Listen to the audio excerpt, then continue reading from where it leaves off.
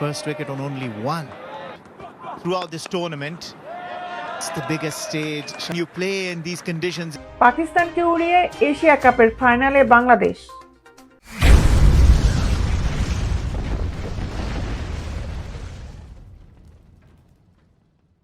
টানা দ্বিতীয়বার অনূর্ধ্ব-19 Asia cup জয়ের দ্বারপ্রান্তে বাংলাদেশের যুবারা। সেমিফাইনালে পাকিস্তানকে 7 উইকেট হারিয়ে দ্বিতীয়বারের মতো ফাইনালে পৌঁছে গেছেন তারা। দুবাই আন্তর্জাতিক ক্রিকেট স্টেডিয়ামে টস জিতে পাকিস্তানকে ব্যাটিংয়ে পাঠায় বাংলাদেশ।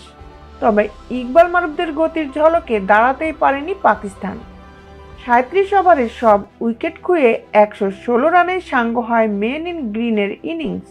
ফলে ফাইনালে উঠতে বাংলাদেশের সামনে লক্ষ্য দাঁড়ায় 117 রান।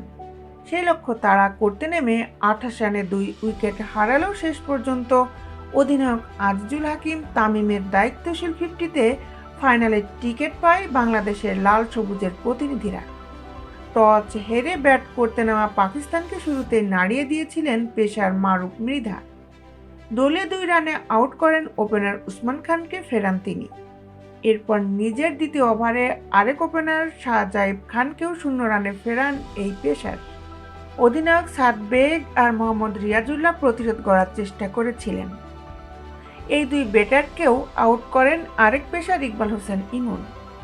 79 রানে 6 উইকেট হারিয়ে ধুঁকতে থাকে পাকিস্তান।